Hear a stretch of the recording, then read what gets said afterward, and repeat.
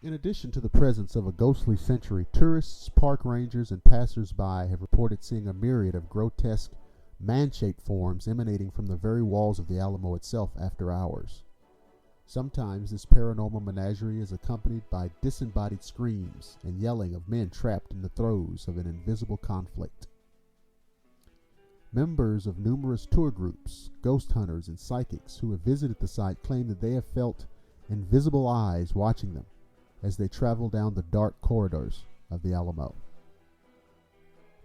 Ordinary people insist that they have heard voices and whispers that seem to filter through the walls of the mission as if they were attempting to communicate with the world of the living. Others tell lesser stories about their encounters with vanishing lights, eerie cold spots, and a multitude of unexplained noises. In one instance, a park ranger at the Alamo encountered the ghost of a man dressed in attire from the 1830s. It was a really hot day in late spring when the ranger first viewed the suspicious man on the fort grounds walking towards the library. As the ranger hurried after the man, he observed that he was wearing tall boots, a plantation hat, and long overcoat. To the ranger's surprise, the puzzling man faded away into nothingness when he neared the chapel. When the ranger investigated further, he could not find any evidence of the stranger's passing. Others have alleged to have seen the same apparition numerous times in the courtyard of the Alamo during the day and at night. Generally, the most often repeated ghost story about the Alamo defies all logic. It focuses on the spirit of a little boy who is rumored to haunt the park's gift shop. Both visitors and park rangers alike claim to have seen a blonde-haired little boy ranging in age from 10 to 12, staring out into the courtyard from one of the store's high, inaccessible windows. The small boy is only visible from the waist up and has never become a full-bodied apparition. Rangers who have searched the gift shop in hopes of catching the ghostly prankster have come up empty-handed. In each instance, they have concluded that there is no way that a real person could perch him or herself up in the window without something to climb up on or some way to support themselves. The mystery only gets more convoluted when you consider the fact that the gift shop was not built until the 1930s. Legend says that during the last days of the siege of the Alamo, a small boy was evacuated from the mission. It is believed that this little child returns to the same spot where he recalls seeing a loved one for the last time. The ghostly child may appear to be looking down from the window at curious onlookers, when in fact his eyes only search for a comforting glimpse of a father, brother, or other family member who made the ultimate sacrifice there at some point in the Alamo's tumultuous history. One of the more interesting ghost encounters at the Alamo is that of the Duke himself. As a director and leading actor in the bigger-than-life spectacle The Alamo, John Wayne spent over $1.5 million recreating an exact replica of the old mission in Brackettville, Texas. In an effort to make the movie as historically accurate as possible, Wayne personally toured the original Alamo site and consulted actual blueprints of the fortress. While filming the movie, Wayne became obsessed with the sequence of events that led to the fall of the Alamo. This preoccupation with historical accuracy drove Duke to spend a fortune bringing the Alamo to life for the silver screen.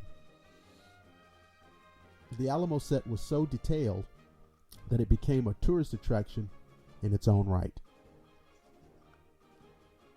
Shortly after his death, the Duke's ghost was observed at the real Alamo, walking the grounds. He has also been observed visiting and talking with the spirits of the fort's patriotic dead. The story was so telling that a psychic was enlisted to confirm the rumors that John Wayne's spirit visited the Alamo on a regular basis.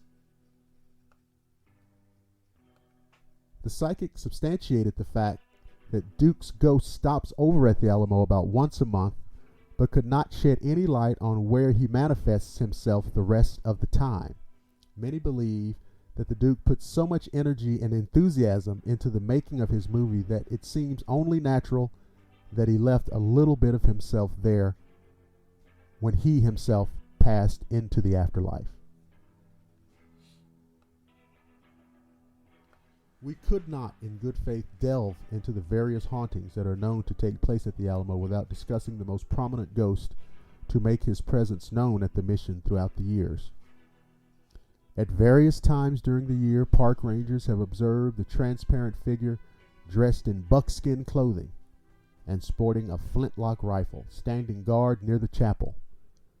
This is believed to be the spirit of none other than Davy Crockett himself. Other people who have seen the Phantom vigilantly standing at attention at various locations around the Alamo describe the Phantom soldier as wearing a coonskin cap, buckskin shirt, and moccasins. In several instances, the figment has been observed by several different people from different angles at the same time.